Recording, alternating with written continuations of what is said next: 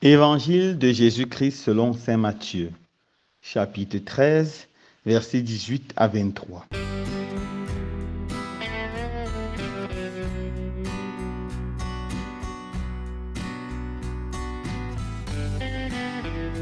En ce temps-là, Jésus disait à ses disciples, « Écoutez ce que veut dire la parabole du semeur.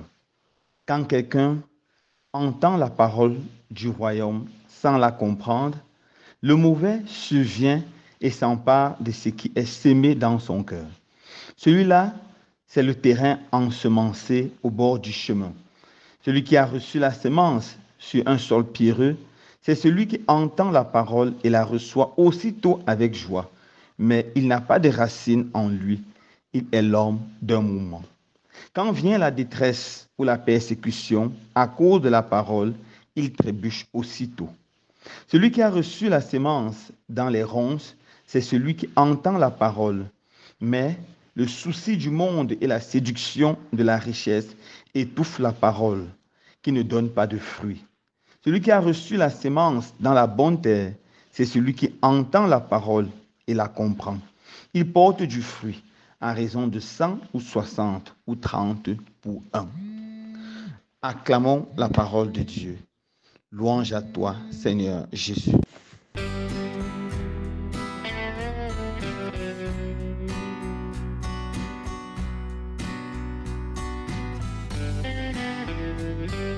Frères et sœurs bien-aimés, aujourd'hui la Sainte Église Notre Mère nous invite à célébrer avec beaucoup de joie la fête de Sainte Anne et de Saint Joachim, les parents de la Vierge Marie et les grands-parents de notre Seigneur Jésus.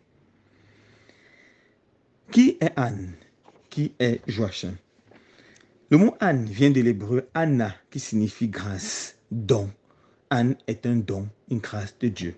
Le mot Joachim vient de l'hébreu qui signifie que Dieu prépare ou que Dieu accorde, ou encore que Dieu suscite ou que Dieu mette debout. Anne est le don de Dieu.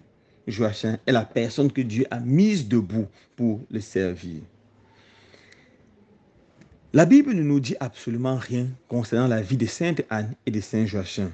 Les évangiles restent muets à leur sujet. Mais leur histoire est racontée dans le proto-évangile de Jacques, qui est un évangile apocryphe.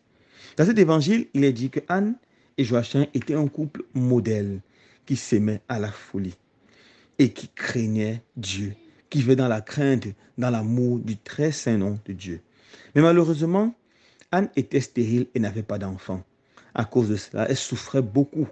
Mais malgré sa souffrance, malgré leur souffrance, Anne et Joachim restaient attachés au Seigneur.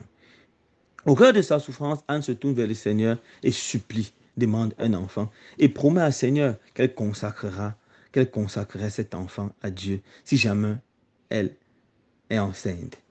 Quelque temps après, par la grâce du Seigneur, Anne conçoit et elle mettra au monde une jolie fille, une fille magnifique à qui elle donnera le nom de Marie.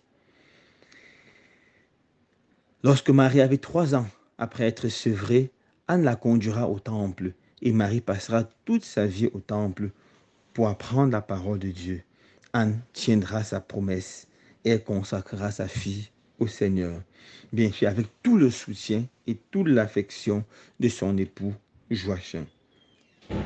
Le culte de Sainte Anne s'est grandement développé, plus rapidement que celui de Saint Joachim, et elle s'est développée suivant les rayonnements du culte de la Vierge Marie.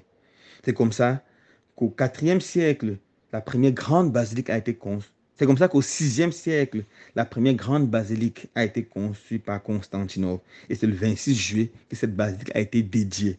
C'est exactement pour cela qu'elle est célébrée le 26 juillet.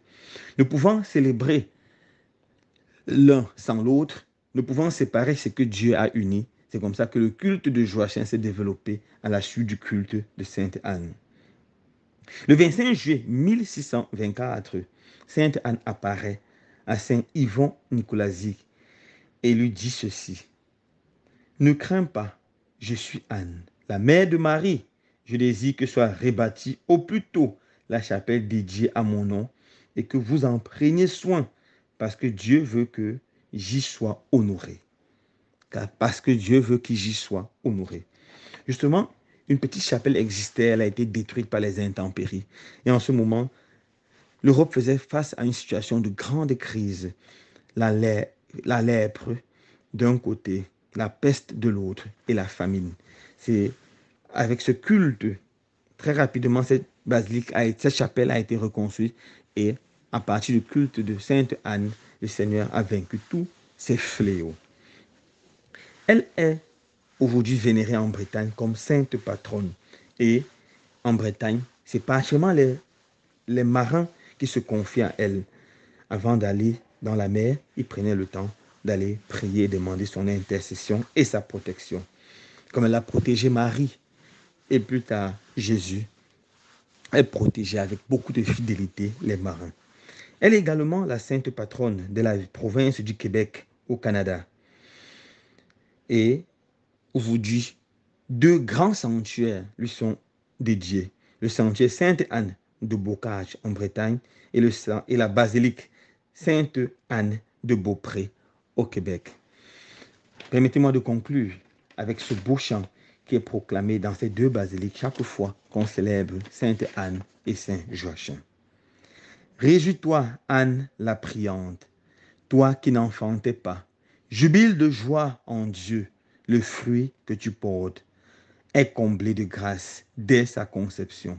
Danse, Joachim le juste, chante de tout ton cœur le Dieu de tes pères, qui prendra ta fille pour donner son Christ à tout l'univers.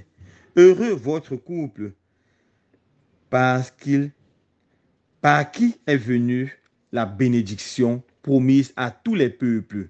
Bienheureuse famille de qui jaillira le Messie, qui vaincra la mort à jamais. Amen.